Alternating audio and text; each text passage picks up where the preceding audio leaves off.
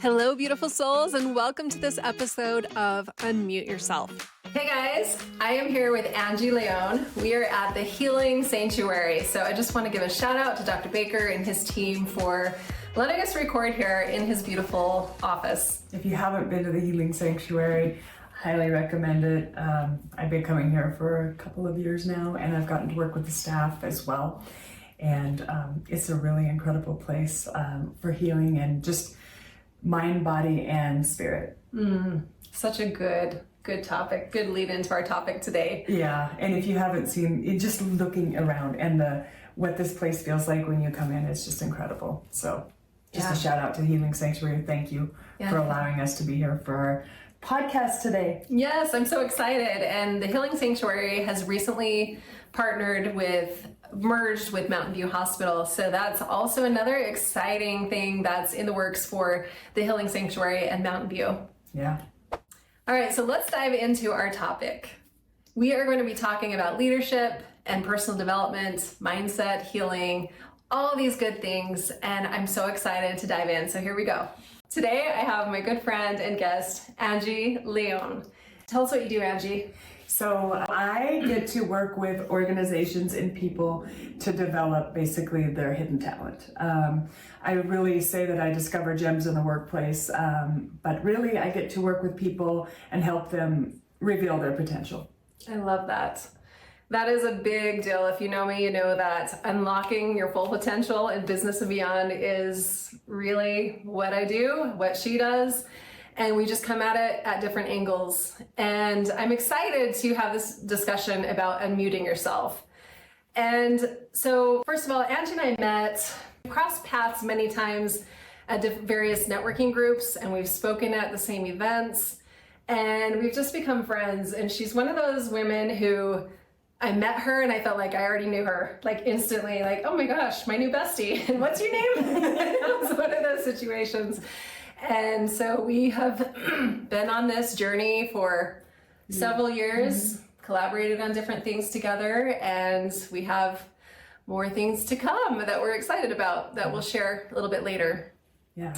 I remember the first time I saw you, you were speaking at a Rise X event, and I was like, she's pretty cool. I think I want to get to know her a little bit more. And then as it should happen, we ended up getting to speak together at a conference, different topics, but we were speaking together, and I just love watching you speak. I love seeing you live in your full potential and helping other people break free from limiting mindsets and the same kinds of work that I do. And so I'm just happy to be here today, and I think we're going to be able to share a little bit about what unmuting yourself means to you and me. Yeah, absolutely. That's what we're here for. Yeah.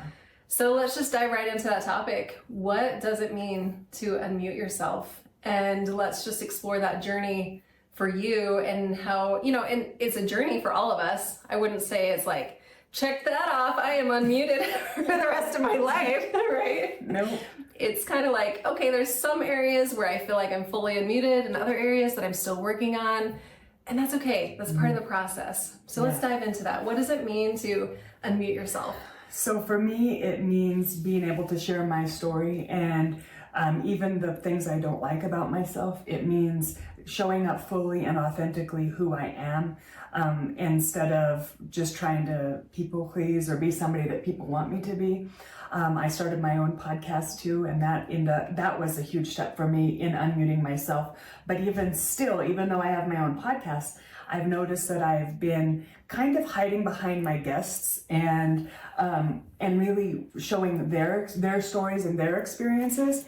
And so even though I'm on the journey of doing brave and courageous things that are outside of my comfort zone, there's still work to be done.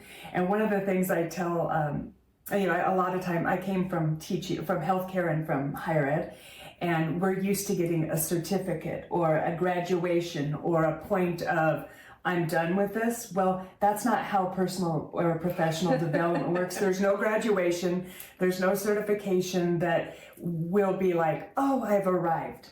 I really do believe that you have the capacity to improve your communication, how you show up, your mindset, all of those things until the moment you take your last breath. And so the journey is not over until you take your last breath. And I'm learning, the more I uncover and the more I learn, the more I know I don't know. Yes. And so what has come to me is that while I'm stepping out, I'm still a little bit fearful, or I have a little bit of anxiety that I have to work through when I'm going to do a keynote, when I'm going to just start talking to a camera, when I'm going to show up in ways and share stuff about my personal journey, not the knowledge that I know, because I've been putting in the work for the knowledge and doing the work, and I'm a high intellectual, so really I love learning and I have a ton of knowledge in here. But when I start to share it myself, I recognize that oftentimes I don't speak as much. So for me, that unmuting is coming from sharing some of my personal stories and my journey, and not just the guests that I have on my podcast. So that's how it's showing up for me. And so in my podcast, I'm starting to share a little bit more about the challenges I've overcome, how I got there, what are those kinds of things. And so things are shifting for me, but I had to gain a level of comfort before I did that.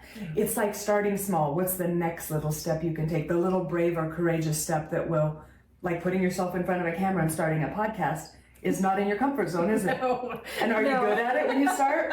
No. Me either. I don't know what I'm doing. I just know that I want to share a message, and I want to create some ripples of impact, and hopefully there's somebody there that it will resonate with. It's not really about me. It's about healing and helping other people get to the place where maybe they could get further along earlier in their journey than I have. And so I think that that's the real purpose for me, is to help other people on their journey. Yeah, I love that. It reminds me of the Marianne Williamson quote. Are you familiar with that? Yeah. Where, and correct me if I'm wrong, I'm just paraphrasing here. Basically, when you allow your light to shine, it unconsciously helps others unlock their courage so that they can shine as well. And if you think about, like, what does it mean to shine? I think of a lighthouse. People are out to sea, feeling surrounded by this darkness, they're disconnected, not sure where to turn, maybe feel alone. And you've probably felt that way. I know I have, I know Angie has. And if you felt that way, there's nothing wrong with you. That's a human experience.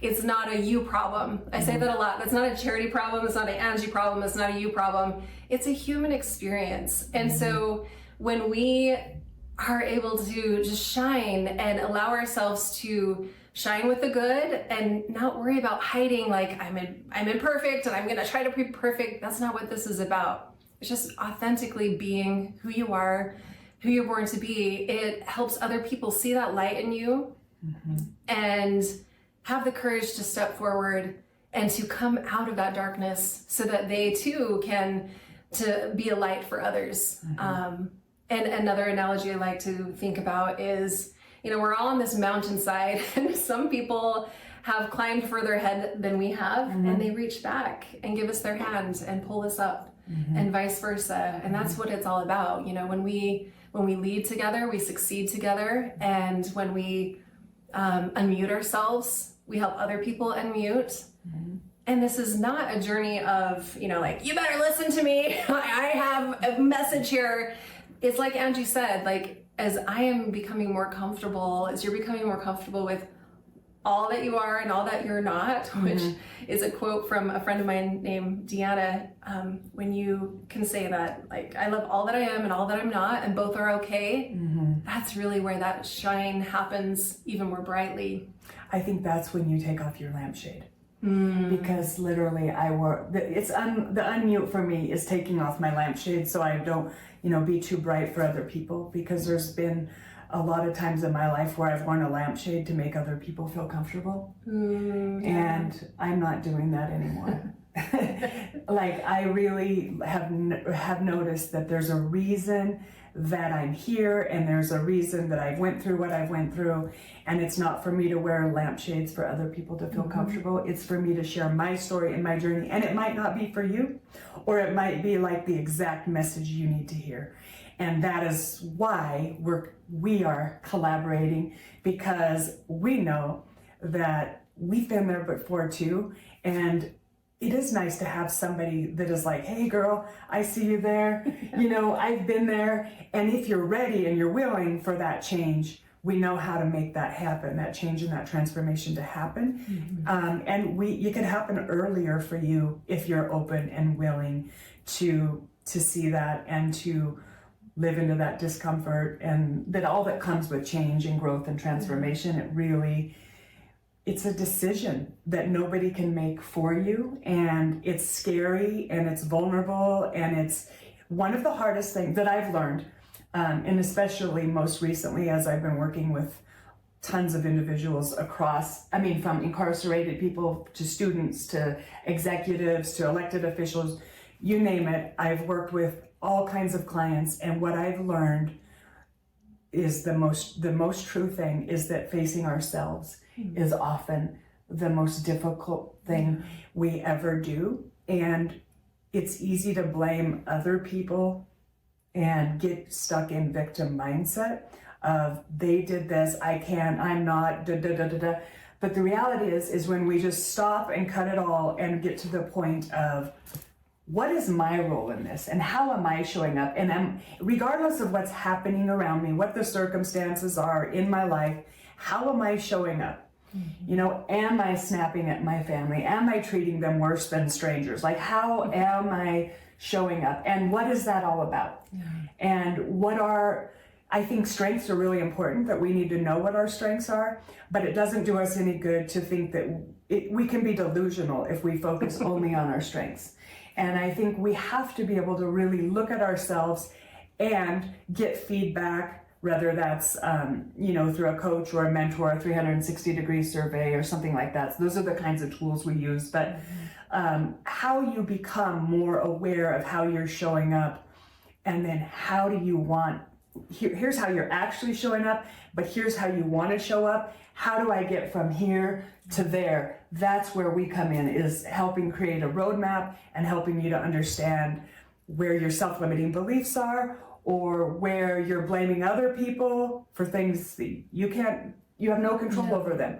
The only thing you have control over is yourself. And are you controlling that well? Yeah, I love that. Let's dive a little more deeply into that. And I've heard it called the inside out thinking versus I did that backwards. Inside out thinking versus outside in. And when you're doing the outside in thinking, which is victim mode, which is pointing fingers, you're basically trying to change everyone else in order to help you feel better. And that is impossible. If you look around, there's an infinite number of things that people, experiences, environmental factors, like there's no way to number all of them and change all of them. So it is an impossible feeling. So if you're feeling out of control, pay attention. Are you trying to fix the outside in order to feel good inside? Are you trying to fix everyone else? And I've been there. I've been there too. Like, oh my gosh, my husband, if he would just blah, blah, blah. Oh, if my brother would have blah, blah, blah. Or my sister or my friend or your in-laws, whatever it is. Yeah, my boss or whatever it is, my coworker. That's an impossible victim feeling, right? But if we start from the inside out and like, okay, if I change the way I'm responding, then I can show up in the world and I can start influencing what's going on around me. There, you have power when you start from the inside out. And one phrase that I have repeated to myself many times is, it's not about the outcome, it's about who I become in this process. So of course, we're looking for outcomes. It's not about the outcome, it's about who I become.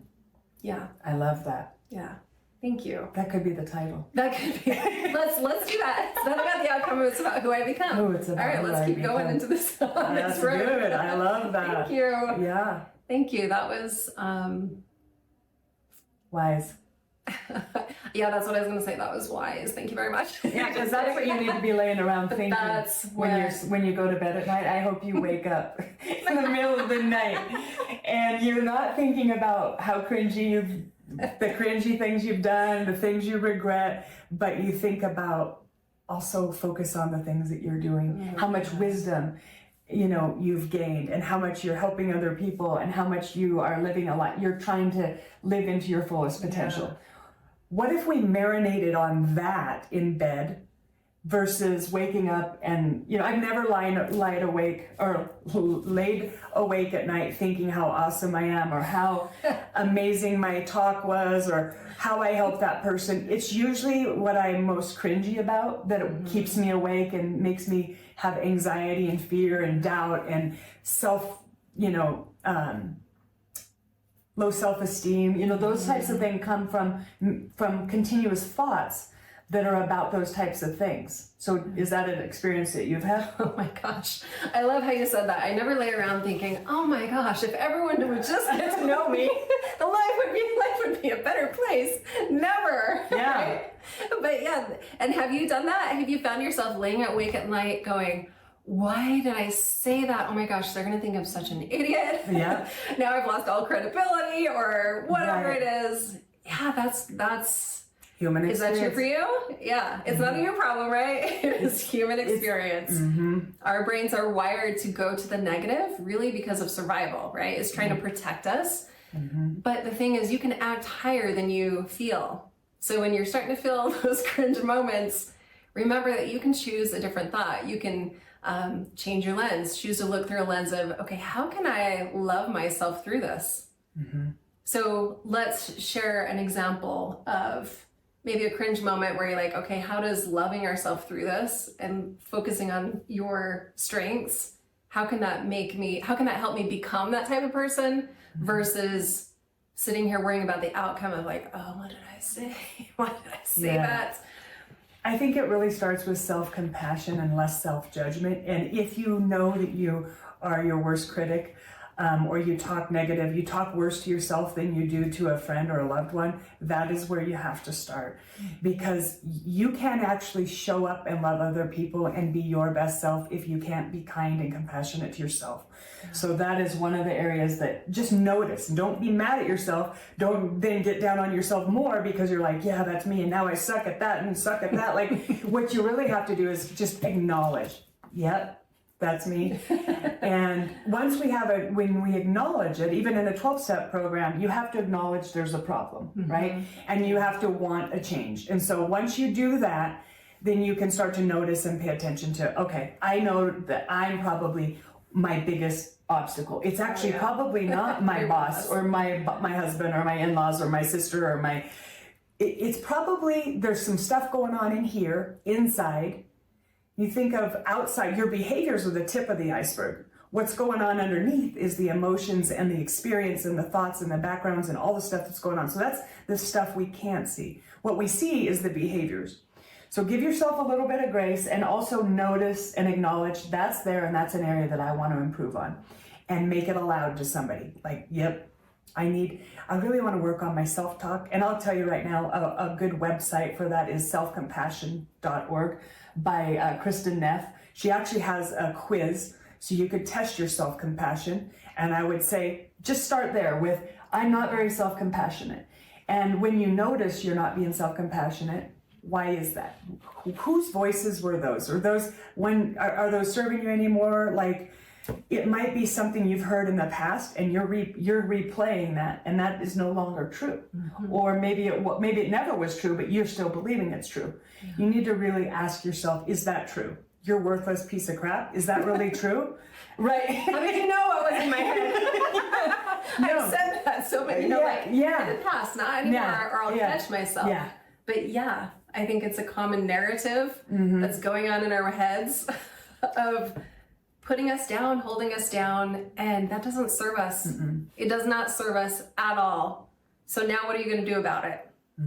What are you going to do about it? Yeah, and so you could take a quiz that would give you some more self-awareness, right? To understand, okay, I recognize that I'm not very compassionate with myself, and if I'm not compassionate at myself and I'm judgy at myself, how do you think you're going to show up in the world? You're going to be judgy of other people and not very compassionate with other people. You don't have empathy for other people if you can't have empathy for yourself. It's true. So you can't become who you want to be if you're not willing to do it from the inside. And here, we live in a society where everything is focused on external.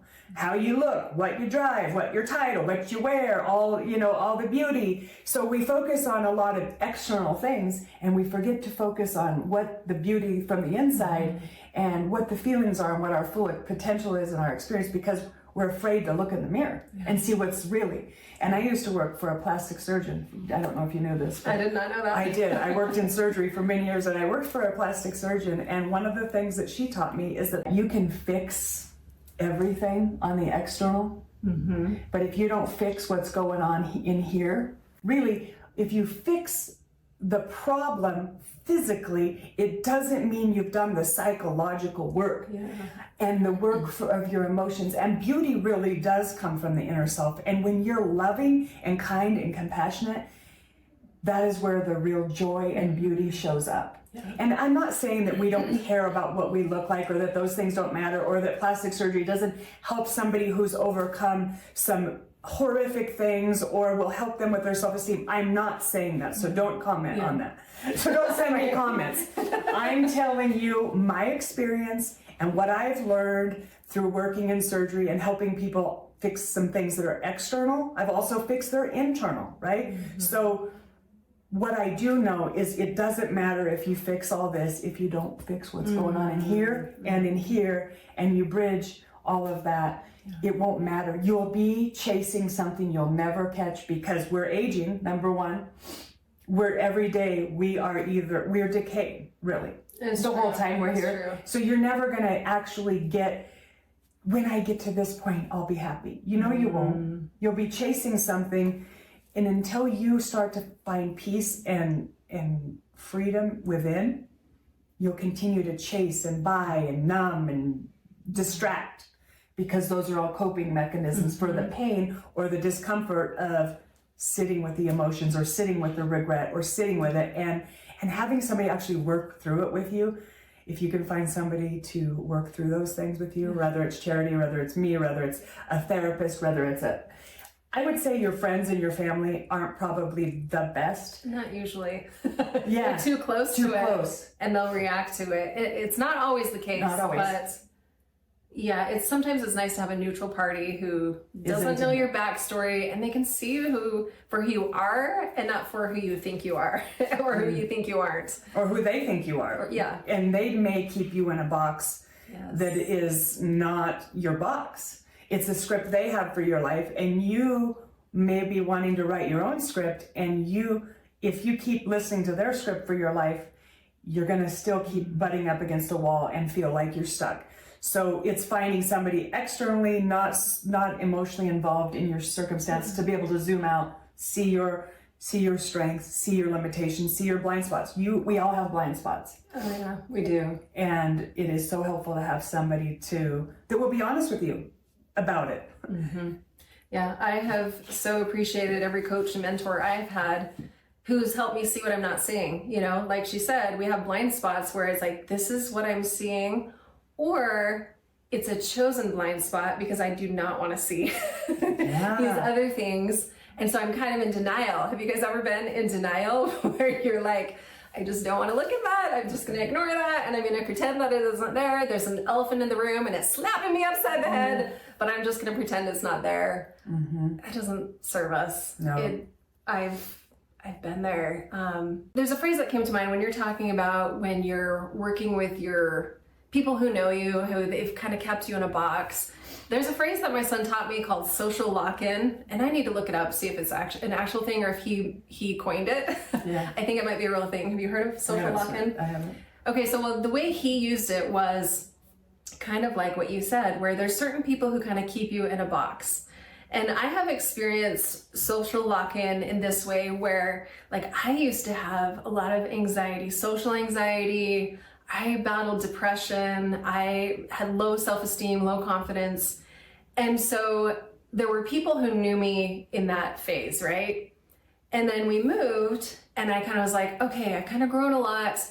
But I would kind of revert back to where they saw me, right? Of who they thought I was, like, oh, I'm the shy girl. So then I would show up as the shy girl in this social situation just because that's how they knew me, right? Yeah. Even though in other situations I have grown and like I can be outgoing and I was pushing out of my comfort zone, So sometimes that's that's a big reason, a big factor in why seeking help from someone else who doesn't know that those parts of you, because we tend to, that we experience that social lock-in, that we revert back to that.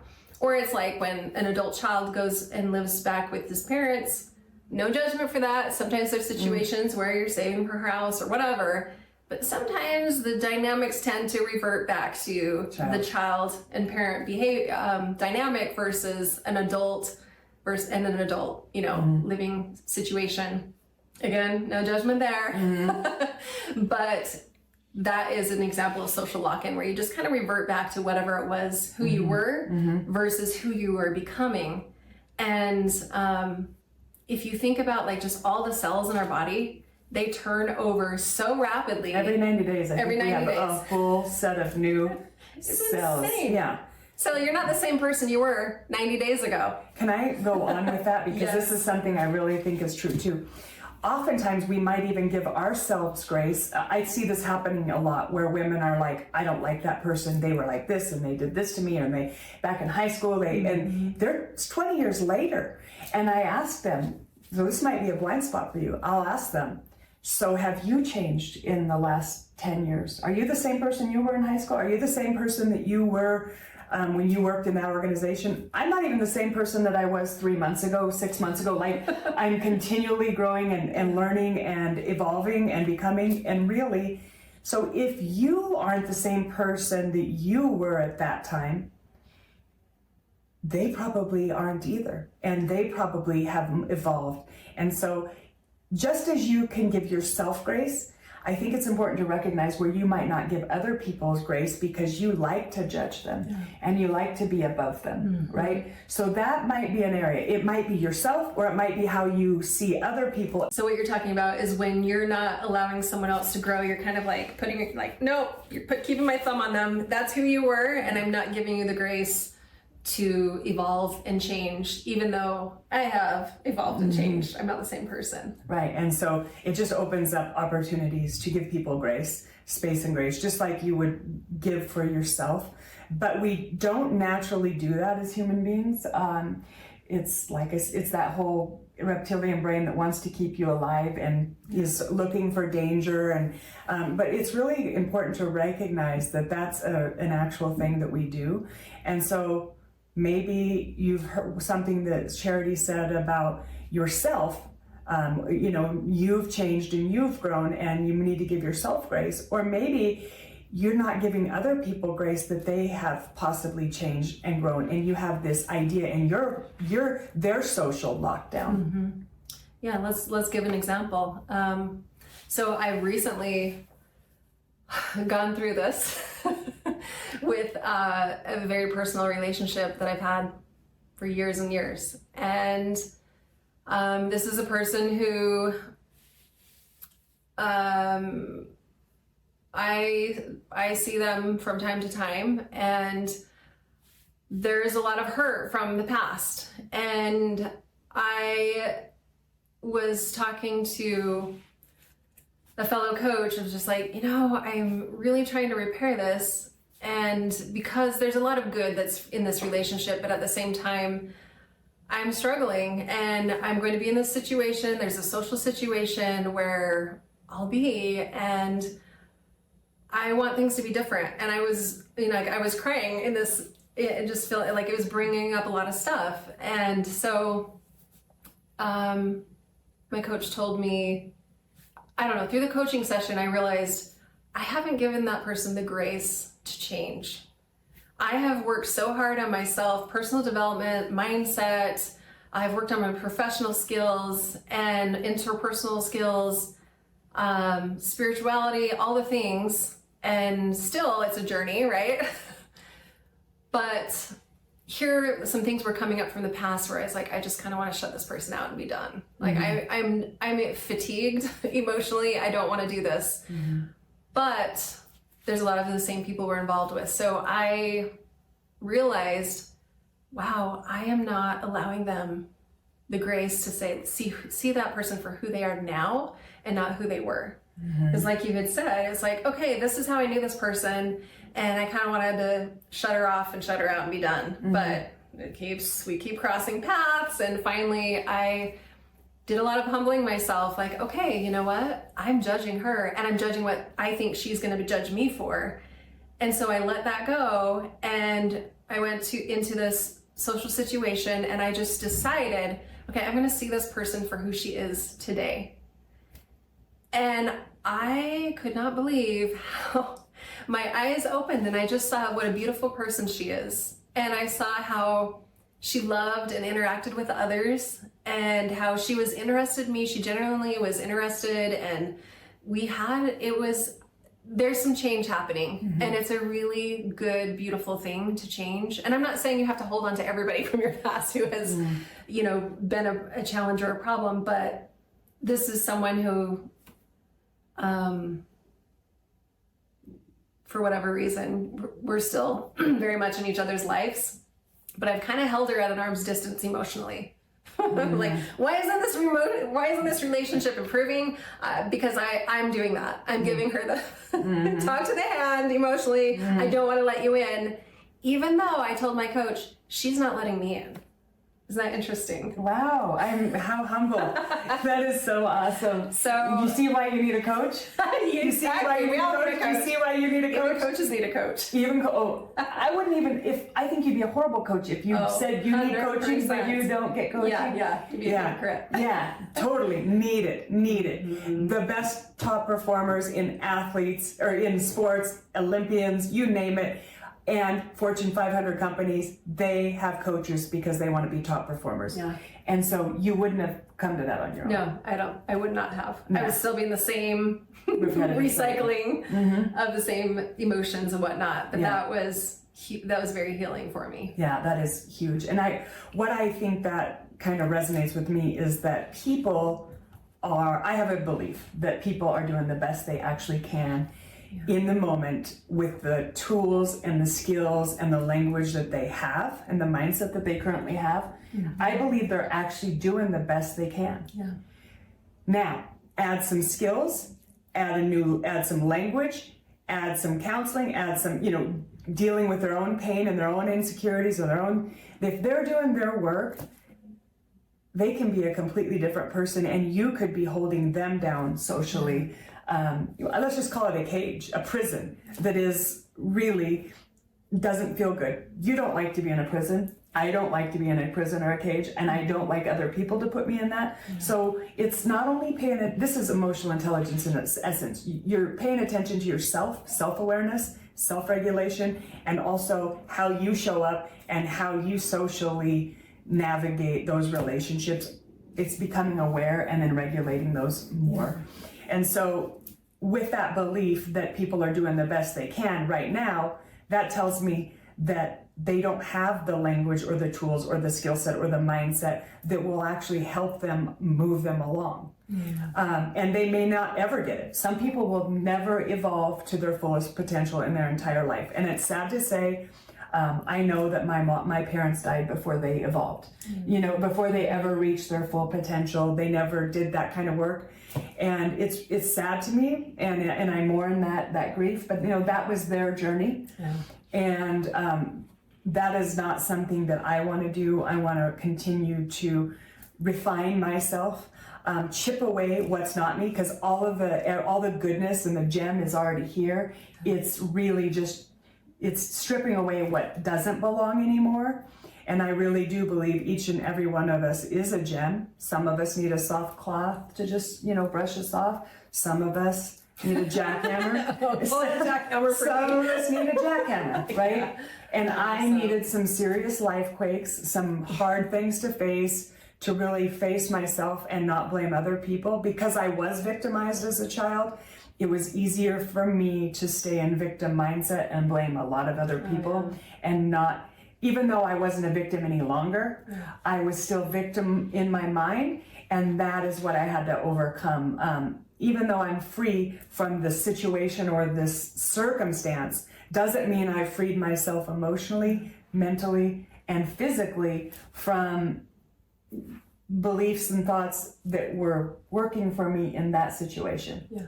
Now it's time to evolve all of that to get to, and it's kind of like shedding, like transforming like a butterfly, where you have to go through that icky, ooey, gooey phase, this decomposition and shedding of the old regrowth, and then the regrowth. Yeah. And so it is a process. I would like to say you could take a class and, boom, you're going to transform. Yeah. But transformation is psychological and it takes time, and it happens in the micro moments of little ahas and things that you find along the way, and the people that come into your life, and you start to get the same message over and over again. Or if you've ever noticed that maybe you keep getting the same message, maybe you're dating people that treat you like dirt, right? And you're a doormat, right? So what is coming up for you over and over and again? What is the lesson that you're here to learn?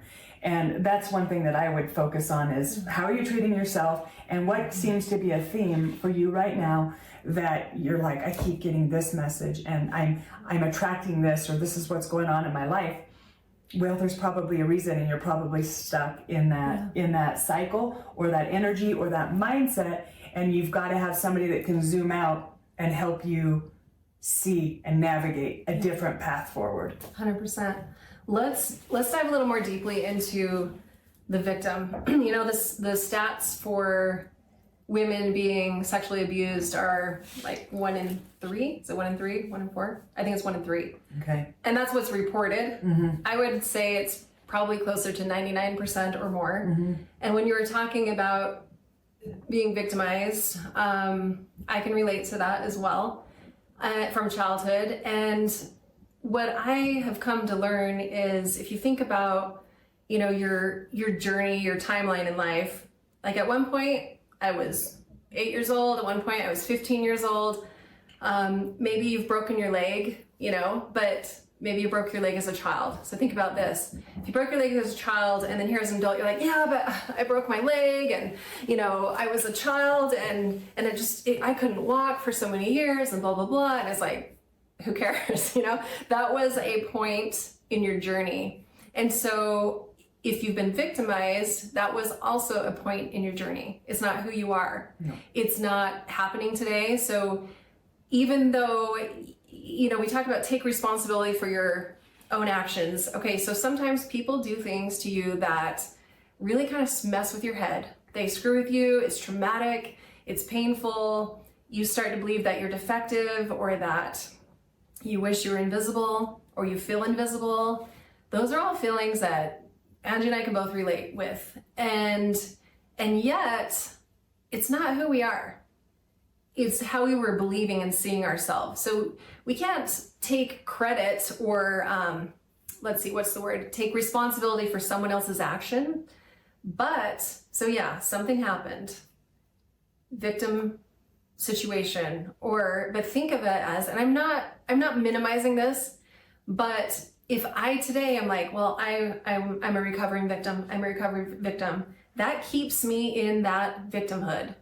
But if I realize, okay, that was a dot in my journey, there were a couple dots in my journey like that, and maybe other things that maybe it wasn't being a victim, maybe it was just like this traumatic event or financial, ruins, whatever that is, that was a point in your journey, and that's not who you are. That's experience. And so I do a lot of identity work, like, who are you? Clear out that crap. That is not who you are. Let's focus on who you really are and owning that power, because saying that I'm a victim, I was a victim or I'm a recovering victim, I kind of get that, because it happened. So I'm not saying dismiss that or ignore it or pretend it didn't happen, but do the work to heal, because your journey is not about, your victimhood doesn't serve anybody. But your healing does. And that's where your power comes from. And that's what we're talking about here. Your wounds contain your wisdom. Ooh, say that again. Sure. Your wounds contain your wisdom. And if you can tap into that and sit in the discomfort of it, you'll find that you have so much knowledge. And even though the thing that happened isn't who you are, it's something that happened. And whatever, this is a saying that actually has kind of changed my life. Whatever happened, happened, and it couldn't have happened any other way, because it didn't. Yeah. and accepting and surrendering. This happened.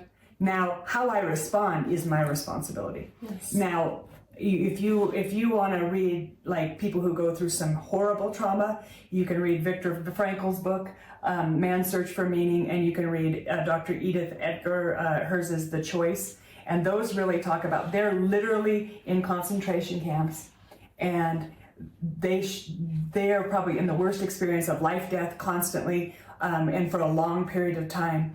But they always talk about how there's this space between stimulus and response where we have a choice in how we show up. Mm-hmm. And you have to be able to create that space to recognize, am I a victim right here? You have a choice of what goes on in your mind and in your heart, no matter what the circumstance. Even in the worst case scenario of a prisoner of war in a concentration camp, they knew that they had a choice, and their choice and how they thought actually was, they believe, and what the psychology says is what actually helped them survive, where many of those people didn't, just because they died emotional from learned helplessness and just giving up hope. And so there's psychology behind this in a way that you can understand that you always have a choice in how you respond. But what happens is oftentimes we don't get conscious about what's actually going on in our head and our heart and our mind, and we just react.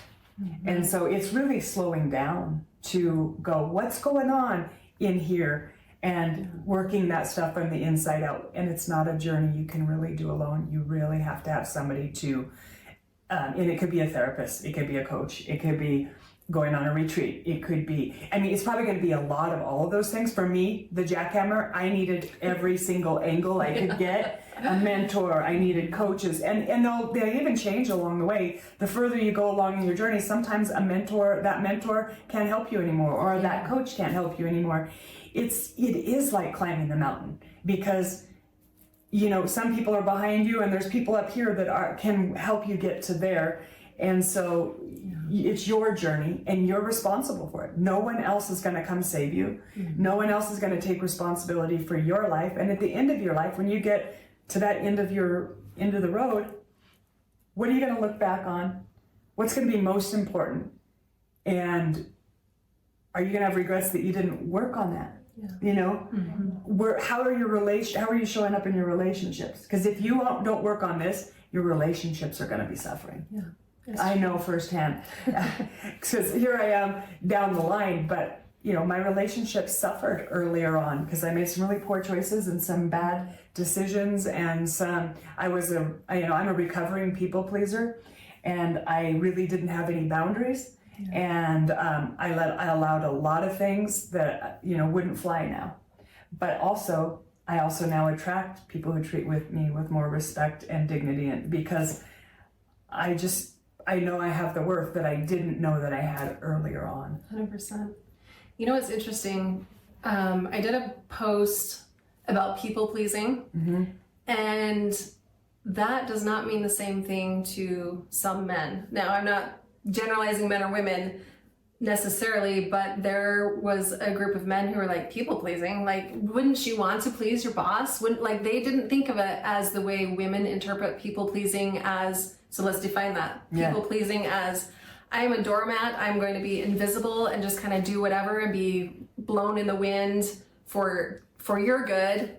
I'm trampled over, my own desires are dimmed or muted for the sake of, the podcast.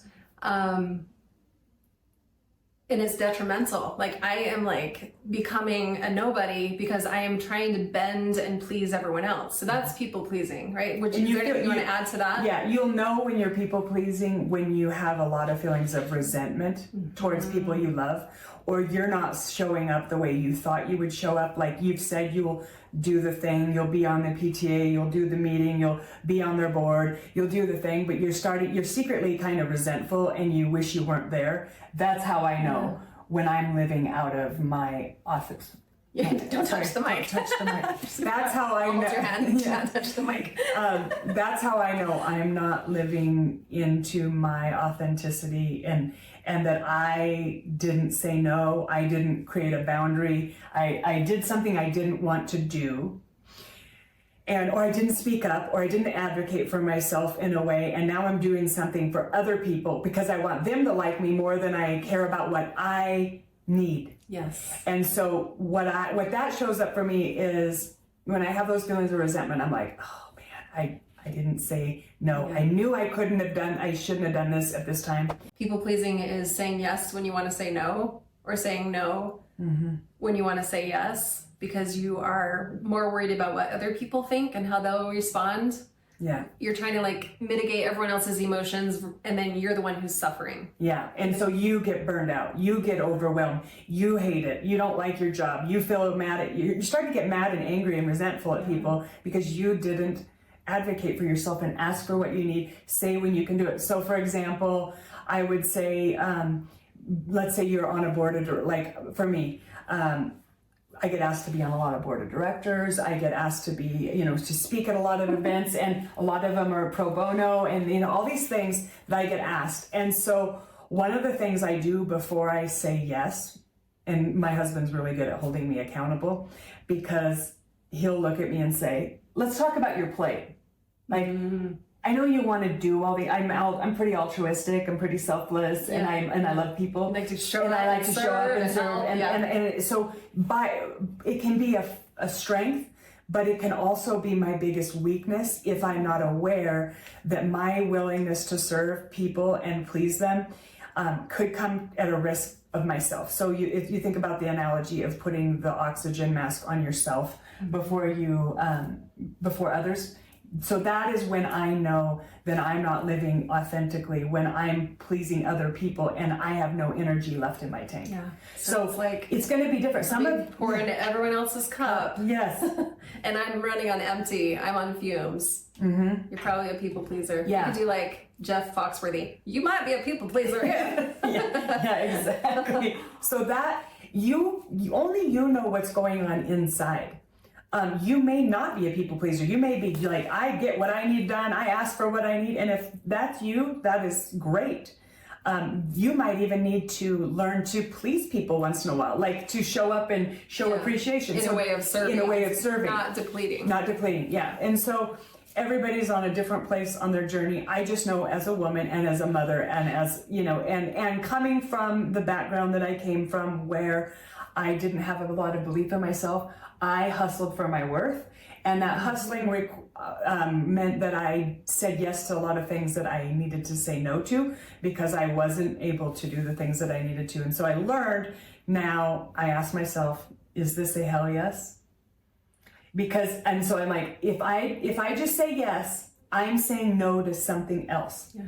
Because I can't be, like you said, I got to take care of my spiritual life, my emotional life, my relationships, my health. All of those things are my responsibility.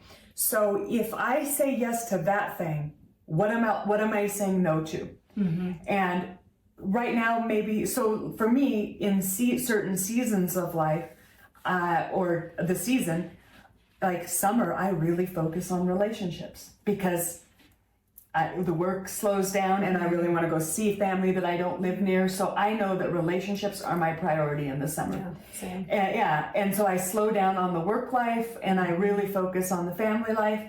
And I try to find a rhythm instead of, because I don't really think there's a balance. I think there's something that's like, not a balance. There's no balance, but there's like, okay, this season, and then starting to get back to fall, it's like, okay, focus on business, focus on personal development. And in summer, I do a lot of personal development too, because I have more time to read and things like that. But like, what is going on for you, and really paying attention to what season is this? What am I trying to enhance? And if I'm focusing on my work, then maybe this isn't the thing that I can do. Or maybe you really do want to focus on service to others right now. And so this is a season where you're like, yes, I'm going to sign up for that thing and I'm going to help that organization. And this season I'm going to. And next semester I'm taking a course, so I'm going to have to say no to those other things. So it's being aware of all the things and making sure that they're dialed in with the things, the goals that you have for your life, and they fit in the right timing. Yeah. And there's some very strategic ways which we help you do that. Focusing on your values and your goals, and then creating decisions through those lens of where you're heading and what is important to you. And your values, we think of values as like honest, being honest and this and that. There's more to that and than just, you know, kind of the Sunday school answers that you might share. And what are yours versus what the ones that you were raised with, or you learned in church, or you learned in school, or in society? What are your personal values? And that's going to be your compass for how you're going to design your life. Yeah, 100%. And write your own script. Yeah. So we've been talking a lot about healing, healing our trauma, figuring out, you know, if we've been victimized, but like taking those next steps. And part of that is becoming more of a self-leader. And we don't often think about that. We think about leadership as other people or positions, or, you know, I'm not a leader. Well, that's not true. You have to be able to lead yourself if you want to create a life that you love. And you can't actually lead other people very well if you can't lead yourself. 100%. So this is going to be a transformational thing on your own leadership and how you lead yourself, how you ask for what you need, how you advocate, how you become more aware of your own self and how you show up in the world. And so self-leadership is the first step to leading other people. And so sometimes we skip that step and we just jump right into being a parent, or we jump right into being a wife, or we jump right into, and sometimes we're going backwards because we jumped off that, and now we recognize we might not have all the skills that we need to be the best parent. We might not have all the skills we need to be the best wife. We might not have the best skills, you know, to be the best, to lead people in teams. So if we work on ourselves and we start to develop ourselves and know what we want, when we need it, you know, we start to become aware of all of these things, we lead ourselves more effectively. We show up more authentically. We show up more brave and courageous, and we show up more humble and that is where the power is. That is where we gain our power. And so that's what we want to help you do, is become a more effective leader of yourself, and then decide how you want to implement it. What areas are you really wanting to dial in and hone in for this next year? What's going to be your point of focus to really grow in? Yeah, I love that. And to add to that, and everything you said, 100%, yeah, it starts with leading yourself in order to have influence and lead others. And I think when we think of leadership, sometimes we feel like a leader has to have all the answers. And so since I don't have all the answers, how can I be a leader? And then that creates this kind of retraction of our influence, because we dim it. Like, I don't know all the answers. I don't want people to find out that I don't have it all figured out. But none of us do. None of us do. None of us do. Are you kidding? Half the time, what's that saying? Half the time I make it up. Wait, half the time I don't know what's going on. The other half the time I'm making it up as I go. That's like the life of an entrepreneur. Yeah. The life of a mother. The life of a leader. Right. Although there are skills that you can build on. There are skills and frameworks with which you can work and operate so that you can lead, even if you don't have all the answers. And when I think of true leadership, it does start with self-leadership. You can only lead others as far as you can lead yourself.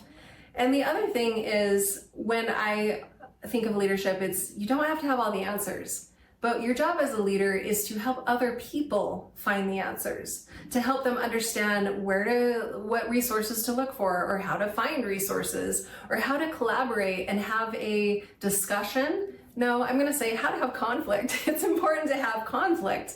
And when we think of conflict, we think of, you know, like I am butting heads and we're fighting. That's not what I'm talking about. True conflict is, wow, Angie has a very different opinion about this, and I see things very differently. Okay, let's see how that is. Help me see what you're seeing, and vice versa. And then as we put these different perspectives together, it's like, wow, there's something here that's unfolded that we never would have seen if we had been closed off. But instead we're welcoming each other's perspective. And so that can happen with your teenagers, right? hey, instead of trying to like, you will obey me, you will listen to me, it's like, well, what are you seeing? What am I not seeing here? How can I understand you better? Or that coworker, or that sometimes it's your boss. Sometimes you have to lead your boss in order to help him understand and help him to lead up. Yeah, lead your boss so he can lead up, or she can lead up. We all have influence. And this is all about amplifying our influence. So whether it's unmuting yourself, whether it's taking that ownership and leadership position in the way and in the role that you need to, and applying that, like Angie said, in the way that works for you, you have the influence, you have the power, you have everything that you need. And so at Empower You, we're going to support that. We're going to help you fill in the gaps. We're going to help you build and stand on that solid foundation so that you can own your power and you can be that leader for good. When we empower women, we strengthen our families, we strengthen our businesses, we strengthen our communities, and ultimately we strengthen the world. And so it's important to the world for women to own their leadership role in whatever capacity it is. And that's you. Yes, absolutely. And I do 100% agree. We're not anti-men. This is not it's empowering women so that they have a voice, that they understand their strengths, they understand their value, and they can serve their families, they can serve their communities. I do really believe that women can be the foundation and the nurturers of our communities. And they literally, if they don't have what they need, the family and the community really suffers. Oh, 100%. And I think a lot of times as women, it's almost a knee-jerk reaction to not let myself get my needs met. Like I will sacrifice to the point where I am a martyr and I am being my own victim here because I am being a people pleaser, and that makes it that doesn't serve our families. That doesn't really strengthen our families at all. All it does is diminish you, and when you are diminished and you are dimmed, your family is not getting the best of you. Your business, your community is not getting the best of you. And this isn't about going out and being a superhero and like doing all the things and having them done yesterday. This is really about lifting where you stand, shining in your circle of influence, and also linking arms with other women who are on the same journey. We're all at different capacities. We're all in different roles. Sometimes I feel like some of the biggest critics are other women. There's kind of like, oh, I've gotten both sides because I've been a stay-at-home mom and I've been a working mother. And there's kind of like, oh, you're a mom. You're just a mom. What else do you do? Or maybe you found yourself saying, well, I'm just a mom. Or, well, I just have this little business, and we kind of minimize what we do, even though you're like a superpower or what you do. So it's important that we cut those dividing lines. Like, let's mess up that dividing line in the sand of working women versus stay-at-home moms versus executives versus somebody who's on a different path altogether. Let's just like erase that line in the sand and say, hey, come on, Angie, let's link arms. It's a clean sandbox. It's a clean sandbox with no lines and no preconceived notions or prisons of where we think you should be or other people think you should be. You get to show up how you want to show up. 100%. And we'll give you tools and frameworks and language and a roadmap. Yeah. I'm so excited. Me too. It's going to be is going to be amazing. It's going to be so impactful. You will not walk in those doors and exit the same person. That's true. And you won't be a totally different person. You're going to be more of who you already are, and you'll be able to shine more of who you already are. That's what we're doing. Yes. So to wrap it up, yeah, let's wrap this baby up. Tie a little bow on it. One of the reasons that Angie and I just decided to record a podcast and talk about these personal journeys, and I think this is like the tip of the iceberg even for both of us. But as you know, in the past, I did these personal development and mindset events and did them 3 years in a row. The third year I had to cancel because of COVID quarantine. So how many of you did that affect you? Everybody, right? And so pivoted to a virtual event, but I'm coming back. And yay! And She's making a comeback. Making a comeback. And Angie is on my advisory board. She's going to be a speaker, but we are planning an event for February 7th in the Idaho Falls. And the Mountain America. At the Mountain America Center. Hero Event Center. Yes. So it's going to be a big deal. Yes. And we are focusing on personal development as far as leadership goes.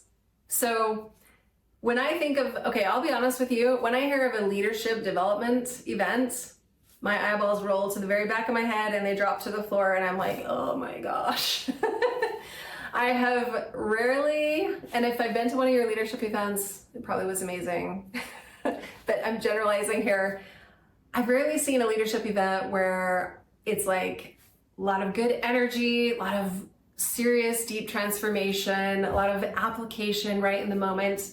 You go to an event, you get pumped up, and you go home and forget about it. But if you know me, I keep leveling up the events to where it is very transformational, very audience interaction heavy. And so this is the Ignite Events 2.0. Should we tell them what it's called? Yes, go for it. So my events, I'm rebranding and calling it Empower You, the letter U. So like university, but also you, empower you. And our theme is lead together, succeed together.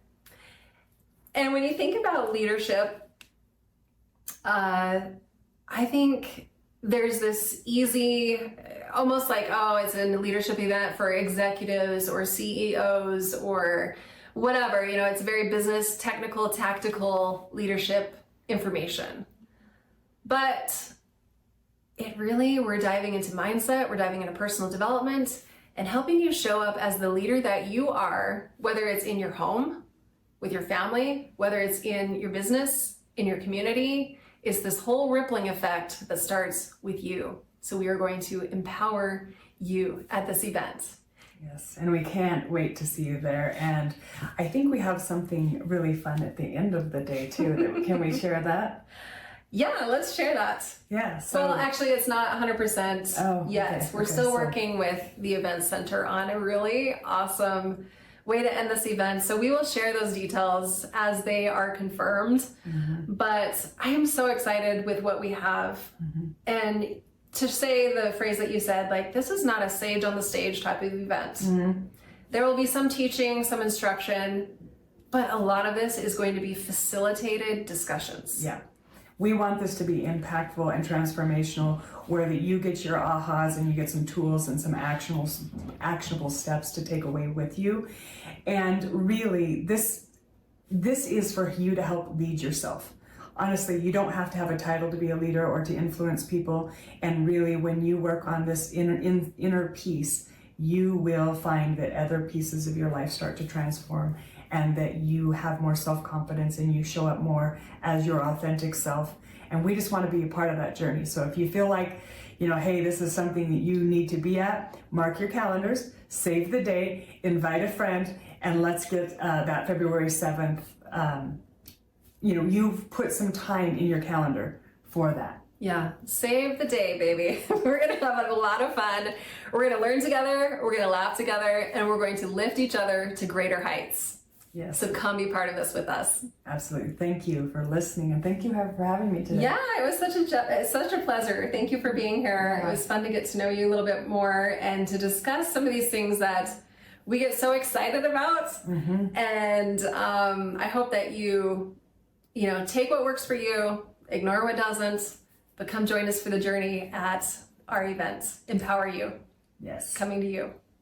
Well, I hope you guys enjoyed today's podcast. Angie, it was a pleasure to have you here and to discuss some of the personal development and leadership mindset that we've been through, some of those journeys.